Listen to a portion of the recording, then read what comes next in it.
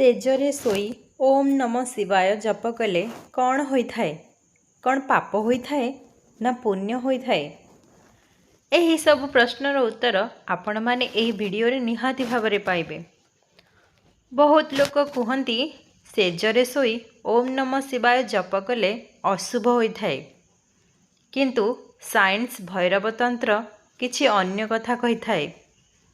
ଆଜି ଆମେ ଏହି ଭିଡ଼ିଓରେ ଆପଣମାନଙ୍କୁ କୌଣସି ମନଗଢ଼ା କାହାଣୀ କହିବୁ ନାହିଁ, ବରଂ ବୈଜ୍ଞାନିକ ଅନୁସାରେ ଓମ୍ ଜପର ଭାଇବ୍ରେସନ୍ ଆମ ମସ୍ତିଷ୍କ ଉପରେ କେଉଁ ପ୍ରଭାବ ପକାଇଥାଏ ଏବଂ ତନ୍ତ୍ରଶାସ୍ତ୍ରର ଗଭୀର ରହସ୍ୟରେ ଆମେ ନିଦର ଦୁନିଆକୁ ଯିବା ପୂର୍ବରୁ ଆମେ ଏହି ପଞ୍ଚାକ୍ଷର ମନ୍ତ୍ରର ବିଶେଷତା ବିଷୟରେ ଭଲ ଭାବରେ ବୁଝିବା ଉଚିତ।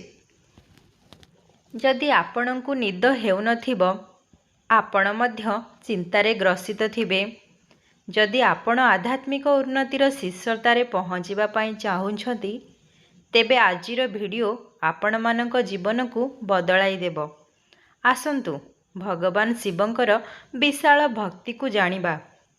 ସେଜରେ ରହି ଭଗବାନଙ୍କର ନାମ ଜପ କରିବା ପୂର୍ବରୁ ଆଗ ଜାଣିବା ଯେ ମନ୍ତ୍ର କ'ଣ। ଏହାକୁ ପଞ୍ଚାକ୍ଷରୀ ମନ୍ତ୍ର କୁହାଯାଏ।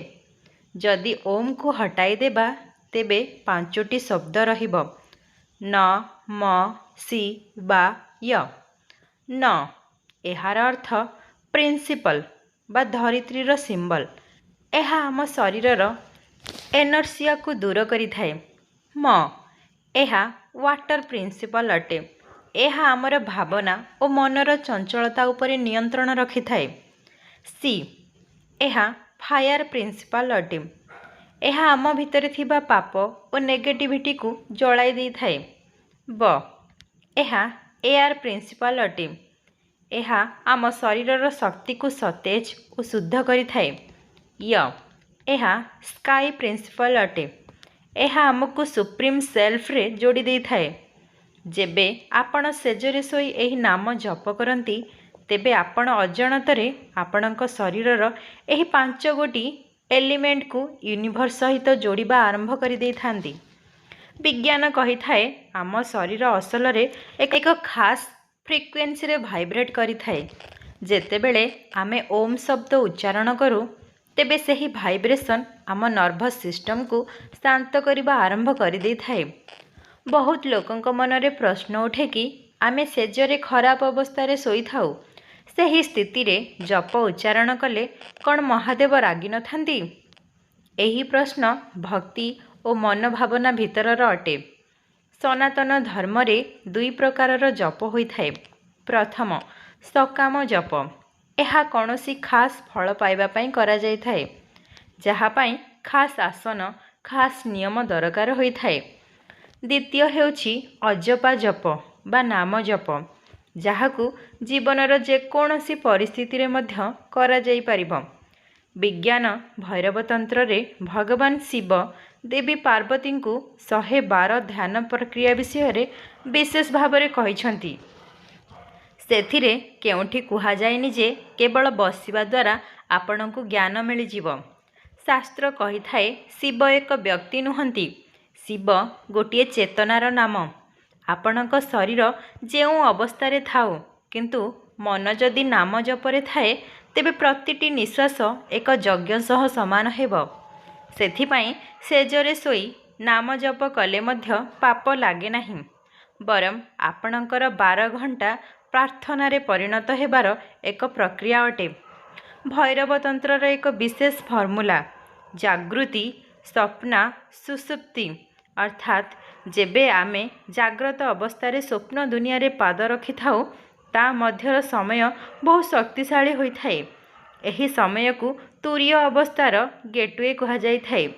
ଯେବେ ଆପଣ ସେଜରେ ଶୋଇ ଓମ୍ ନମ ଶିବାୟ ଜପ କରନ୍ତି, ତେବେ ଆପଣ ଆପଣଙ୍କ ମାଇଣ୍ଡରେ ଥିବା ମଞ୍ଜିଗୁଡ଼ିକୁ ବୁଣି ଦିଅନ୍ତି।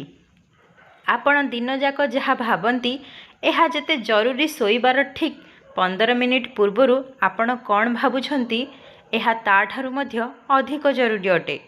ଯଦି ଆପଣ ଜପ କରି କରି ଶୋଇଯାଆନ୍ତି, ତେବେ ଆପଣଙ୍କର ଆତ୍ମା ମଧ୍ୟ ସେହିଭଳି ଜପ କରି ଚାଲିଥାଏ।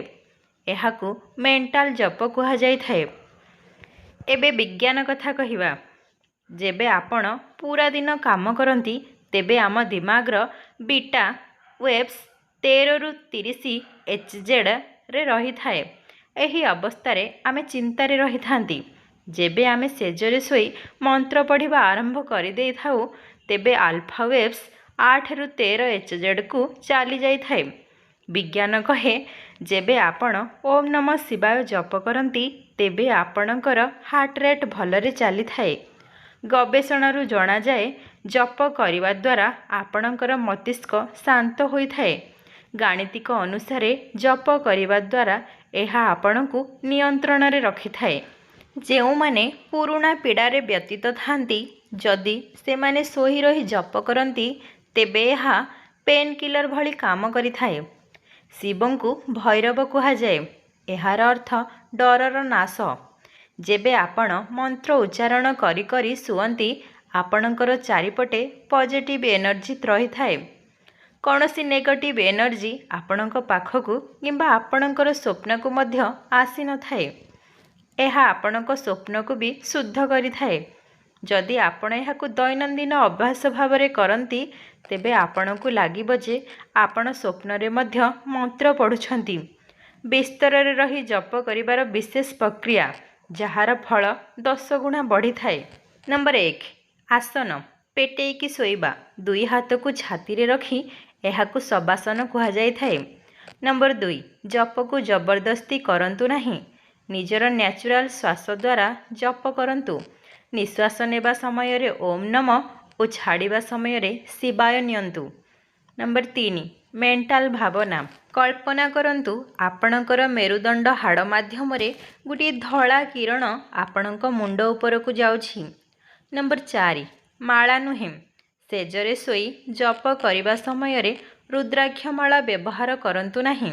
एहा केवल मन और मस्तिष्कर जप हेबा दरकार। जदि आपण लगातार 21 दिन सेजरे सोई जप करती तेबे आपणकु एही परिवर्तन देखा जिवो। आपणकर राग कमिजिव। सकाळु उठिबा परे आपण हालका और सतेज अनुभव करिवे। आपणकर निष्पत्ति नेबार क्षमता बढ़िबो। आपणक भितरे इगो नष्ट होई जिवो। आपण शांतिर गभीरतारे बुड़ी जिवे। सांग माने शिव कोनोसी दूर आकाशरे नुहे बरम एहा आपणक श्वासरे रहिछि। सेजरे सोई जप कले आपणकु एपरि लागिबो आपण महादेवंकर कोଳରେ मुंड रखी शोइछंती। धर्म केवल मंदिर रे नुहे धर्म आपणकर आस्थारे अछि। तेबे आजि ठारु न डरी आरंभ करंतु। तेबे आपण निजे देखिबे आपणकर सेज केवल शोइबार जागा नुहे बरम तपस्यार जंगल होई जिवो। आजिर ही विज्ञान और तांत्रिक चर्चा आपणकु किपरि लागिला? कण आपण आगरु केबे सोई रही जप करिछंती? तेबे आमकु कमेंट रे निश्चय जणांतु एवं चैनल को सब्सक्राइब करिबा भाई मध्य डेरी करिवे नहीं।